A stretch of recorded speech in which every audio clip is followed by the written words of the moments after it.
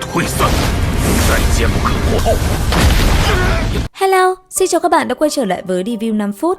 Ở cuối tập trước, sau khi Chư Bát Giới và Bạch Lang trở về và gia nhập vào trận chiến, thế cục giữa hai phe trở nên cân bằng. Tuy nhiên, đứng ở trong bóng tối chứng kiến Tử Hiền và Thiên Mạn Tinh không thể khắc chế đám người Đường Tam Tạng, cho nên ám ảnh Nam Thiên Vương đã đích thân ra tay. Nhìn thấy ông xuất hiện, cả hai bên đều thất kinh, Thiên Mạn Tinh thì nở một nụ cười quỷ dị. Gã tin rằng ngày tàn của đối phương sẽ không còn bao xa. Mà ở phía đối diện, đám thầy trò Đường Tam Tạng cũng kinh hãi không kém. Không ngờ rằng Nam Phương tướng quân Tăng Trưởng Thiên Vương là một trong tứ đại thiên vương cũng đã sa ngã. E rằng mấy thầy trò hôm nay khó mà bảo đảm được tính mạng. Không để cho họ có thời gian suy nghĩ, đứng giữa không trung, Nam Thiên Vương lạnh lùng lên tiếng: "Ta không thích nói nhiều lời vô nghĩa, ra tay với các ngươi có lẽ cũng nhanh thôi." Lời vừa dứt, bảo gợp trong tay gã khẽ động. Ngay sau đó, Sâm La Bảo Kính được kích phát ra, một luồng ánh sáng mạnh mẽ lóe lên trong không trung. Ngay sau đó, không gian yên tĩnh trở lại. Đám thầy trò Đường Tam Tạng không thấy có sự đau đớn nào, đám ám hồn cũng biến mất, trước mặt bọn họ chỉ còn lại một tấm kính khổng lồ.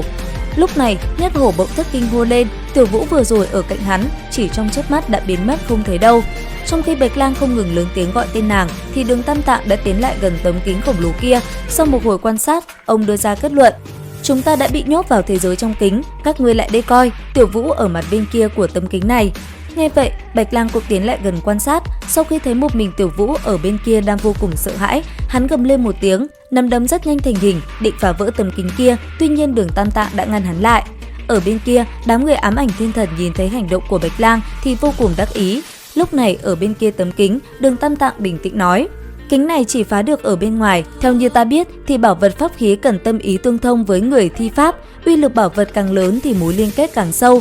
Bọn ta bên đó có thể tấn công vào kính, nếu kính vỡ, ông sẽ mất mạng, ta nói có đúng không Tăng Trưởng Thiên Vương?"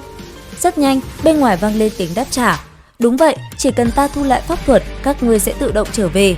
Đáng tiếc, tất cả các ngươi đều ở trong đó, một long nhân yếu đuối như cô ta thì có thể làm gì được bổn vương?"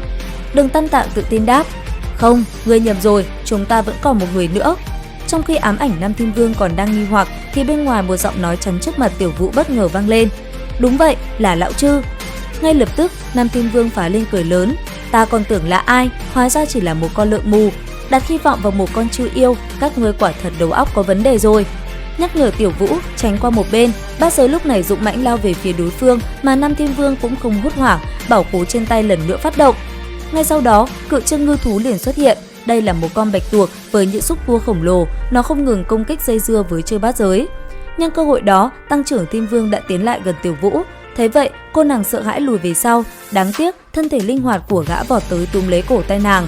Sau đó, giọng nói quỷ dị của tên gia hỏa này cũng vang lên: "Kỳ kinh trong truyền thuyết hóa thân, Long Nhân Thiên Vũ trước cô nương, cuối cùng cũng đã gặp được cô. Cô có tiền đồ vô hạn lượng, không nên lãng phí vào những việc vô bổ, mang theo ta về ám ảnh tiên cung thôi nào, sức mạnh của cô đủ để áp đảo chúng sinh." Tiểu Vũ lúc này đã sợ tái mét mặt, nàng không ngừng hét lên: "Ta sẽ không đi theo ngươi, mau thả ta ra." Dĩ nhiên, Tăng Trưởng Thiên Vương không dễ dàng bỏ qua cho nàng. Trong lúc lão ta định đưa Tiểu Vũ đi thì Chư Bát Giới đã xử lý xong con bạch tuộc kia và lớn tiếng quát: "Này, lão già kia, người ta đã nói không muốn, người nghe không hiểu tiếng người sao?" Nghe vậy, Nam Thiên Vương thất kinh. Lúc này, Bát Giới tiến từng bước lại gần hai người, thanh âm liền vang lên nói: "Người đã mời ta ăn món bạch tuộc miễn phí, nhưng không có nghĩa là lão Chư mặc cho ngươi muốn làm gì thì làm." Thấy vậy, Nam Thiên Vương giận dữ thét lên: "Bảo bối của ta, sao ngươi dám?" Bát Giới nghe xong, liền cười khẩy hất tung một xúc tua bạch tuộc về phía lão ta. Sau đó, hắn cũng gầm lên: "Người cũng nếm thử đi, món này quả thật không tồi." Đứng đối diện tránh né một đòn kia, ám ảnh Thiên Vương đã thực sự bùng lên nộ khí. Ngay sau đó, một cuộc đại chiến đã được nổ ra. Đến đây thì cũng hết tập 14 Tây Hành Kỷ. Xin chào và hẹn gặp lại các bạn ở những video tiếp theo.